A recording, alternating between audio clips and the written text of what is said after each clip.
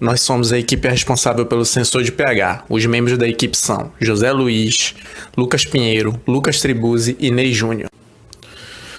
O circuito trata-se de um medidor de pH, que também é chamado de pHmetro. O sensor de pH ele pode ser usado em diversas áreas, como por exemplo na indústria petroquímica. Ele é usado para controle de qualidade de produtos e inibição de corrosão em caldeiras. Na indústria orgânica, ele é usado para síntese de gorduras e também monitoramento de águas residuais em processos de galvanoplastia. Uma observação importante é que o sensor será construído a partir da utilização de uma célula eletrolítica, feita de cobre e grafite. O elemento sensor será construído com base no princípio de funcionamento da célula eletroquímica, que explica o funcionamento das pilhas comerciais. A célula eletroquímica, que pode ser vista na figura ao lado, apresenta dois eletrodos, geralmente feitos de cobre e zinco, mergulhados em uma solução chamada de eletrólito, que pode ser ácidos, bases ou sais.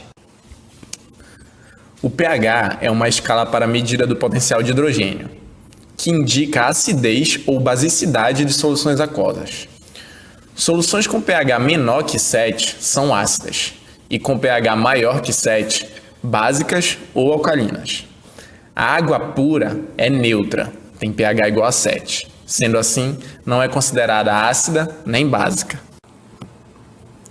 O elemento sensor construído utiliza elementos simples, que podem ser obtidos facilmente no comércio.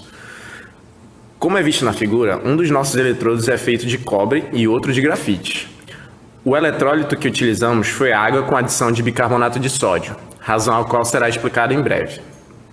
Antes de aferir o pH, temos uma etapa que chamamos de preparação dos eletrodos, que nada mais é que a decomposição feita por eletrólise, onde ligamos os eletrodos à fonte de alimentação.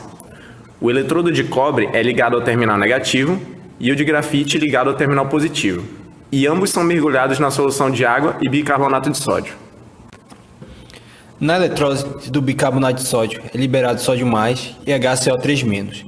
Acontece que, como temos dois eletrodos, um deles ligado ao terminal positivo e o outro ligado ao terminal negativo, os íons serão atraídos para o eletrodo que apresenta carga oposta à sua. Assim, o sódio será atraído para o fio de cobre, já que está ligado ao terminal negativo, e o HCO3- será atraído para o pedaço de grafite, que está ligado ao terminal positivo. Na medição do pH, costumamos identificar dois tipos de eletrodos.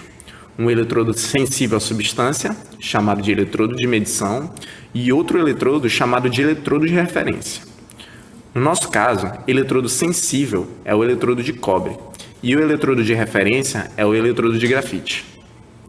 Quando emergimos os eletrodos na substância que desejamos medir, o pH, essa substância reage com os eletrodos. A reação provoca a liberação de íons de sódio do eletrodo de cobre, o que deixa esse eletrodo em desequilíbrio de carga. O número de íons de sódio que são liberados é função do pH da substância. Quando esse desequilíbrio é restabelecido, acontece novamente a liberação de íons de sódio, ou seja, sempre teremos um potencial para medir que é função do pH da substância. A tensão lida no multímetro será sempre positiva, pois o potencial no eletrodo de cobre será sempre menor que o terminal de referência. Para a caracterização do elemento sensor, utilizamos 4 substâncias químicas, disponibilizadas pelos técnicos do Laboratório de Físico-Química da UFAM. As substâncias que utilizamos foram água destilada, hidróxido de sódio, bicarbonato de sódio e ácido clorídrico, cujas medidas de pH foram registradas na tabela seguinte, após estabilizadas. Obtemos as medidas mostradas na tabela. Como podemos ver, o ácido clorídrico apresentou maior potencial, questão que discutiremos em breve.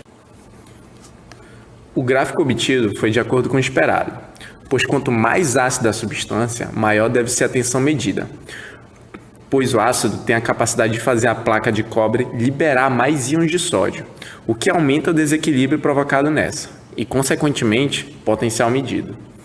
A curva decrescente que obtemos foi de acordo com o que estávamos esperando também.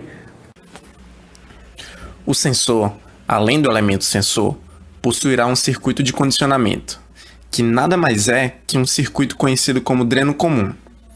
Utilizamos o transistor MOSFET MPF102. O sinal é enviado através da porta do transistor e medimos a saída na fonte do transistor.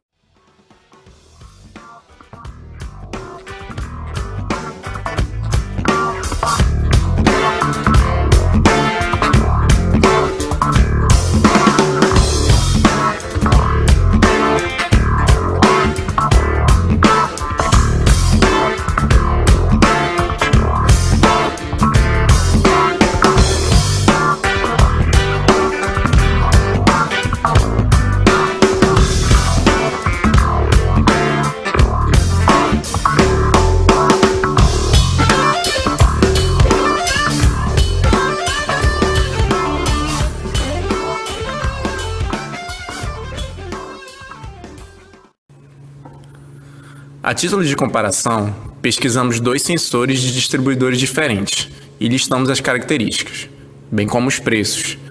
É possível notar que ambos possuem preços elevados, pois seu uso é para fins industriais, onde se necessita alto grau de precisão.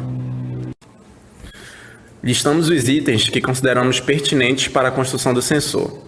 Obtemos um custo total de R$ 8,50. O sensor apresenta uma boa precisão, com uma sensibilidade de 39,83 mV por pH de 1 a 7 e 16,67 mV por pH de 11 a 14. O sensor também possui baixa complexidade, com baixa estabilidade devido à velocidade de reação ser muito baixa. O sensor deve ser usado em bancada, para uso didático, onde um alto grau de precisão não é necessário.